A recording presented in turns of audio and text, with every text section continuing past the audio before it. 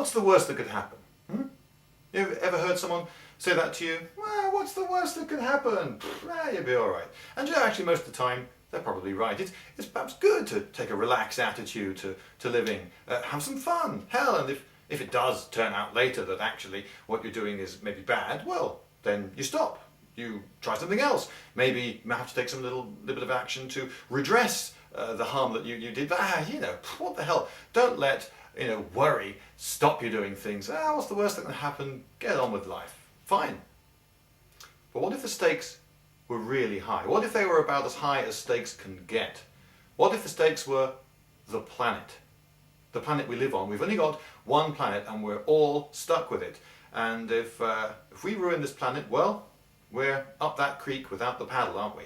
Now, I've come up with a little argument, and I'm interested to get people's reaction to this, because I've put this argument out there, and so far no one has been able to knock a hole in it, and I'd be interested to see if anyone is there able to point out a flaw in this argument, because if this is right, then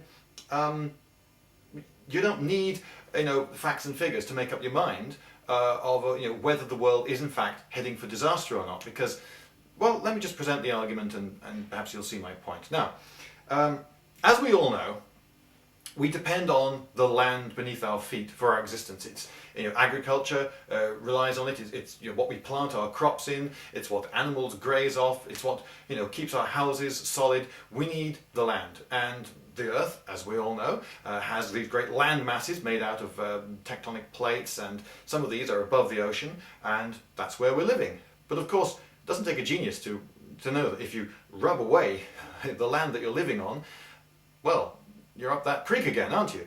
And there are vastly more people and cattle around today than there have ever been before, and that's quite an unnatural state of affairs. So we're rubbing away this land of ours, this precious soil beneath our feet, the Mother Earth, every day, and millions of us, and we're not replacing it. So some people say, oh well, we're all heading for doom. We're all heading for doom. We must take action. We must take action against this. We must lower our footprint on the land, and we must all start hopping around on one foot. And we should put snowshoes on cattle and big fat wide tires on our cars and so forth.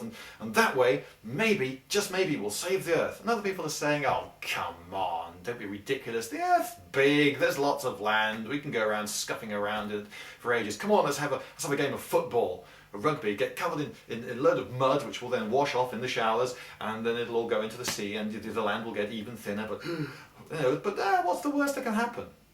Well, the worst that can happen, of course, is massive volcanic eruptions all around the planet. If the Earth gets thin, the pressure of the magma underneath can burst through the Earth, and well, that's the end of humanity, isn't it? Well, is it? Let's have a look at this. Let's have a look at this graph and see what you think. Well, now, what are the possibilities? Well, one possibility is that in fact we're all fine because this theory about rubbing the Earth away, have you, is just a load of rubbish. Okay, it's not true. Okay. And there's another theory, of course, which is that it is all true. It's true. Oh dear, let's hope it's not. And I'm going to divide it into 4 squares here. So, what are these 4 squares? Well, one of the squares has to be corresponding to, if everything is true, but we take action, yes, we put those snowshoes on the cattle, and all the rest of it. I'm going to stand over here because you can't see me very well, but I was right-handed, you see. We put those snowshoes on the cattle, and maybe things will be all right. So, okay, yes, the theory is true, but we do take action. So I'm going to put just a little smiley face there, like this. Okay, but of course there's a cost that goes with that, isn't there? Because it's going to take a lot of pounds. I'm going to put a little pound sign there to represent the cost of taking all that action, all those wide tires and snowshoes and so forth. And if we take action and it's not true, well, we're all right then, aren't we? Okay, so we can have a smiley face there as well. Only there's still the cost, isn't there? But what if we take no action? no action. Okay, we take no action and it's not true. There's no cost. Brilliant! And we get to play all the football, we get to have all the fun and so forth. Oh, big smiley face there. Yeah, and you know, if you've got a graph with big smiley faces on it, that's got to be good. So, what if we take no action and it is true? Game over, isn't it? I mean, that is Armageddon. That is the end of the world. This is Sodom and Gomorrah in spades. This is my drawing of an erupting volcano there. Okay, this is Mount Doom. This is Sauron wins. Okay, that is the end. That's death for humanity. It's all over. The planet's unlivable, and it was our fault. Now, you could say, all right, well, I'll choose this column. I want to choose one of these two possibilities. But actually, you can't choose the column, can you? Either the theory is true or it's not true, and man is not responsible for that. You know, that's nature. Okay, but man can choose the row he's in. He can choose to take action, or he can choose not to take action. Man, that's us. That's you and me. Okay, so we can't choose which column we're in, but we can choose which row on this graph we're in. So, which row do you want to be in?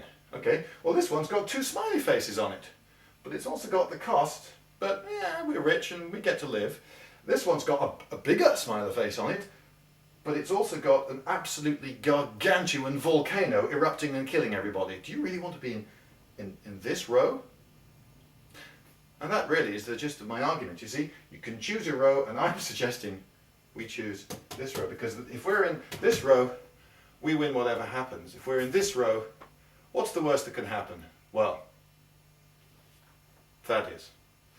And so far, no one has been able to dent this argument. So, if you've got any comments on this, then perhaps you'd like to reply to this, because I think my argument is pretty much infallible. And it doesn't really matter. It doesn't really matter what the probabilities of being in this column or this column are.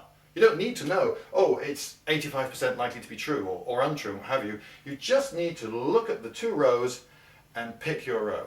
So, people, we have one planet. You're going to buy those snowshoes for those cattle?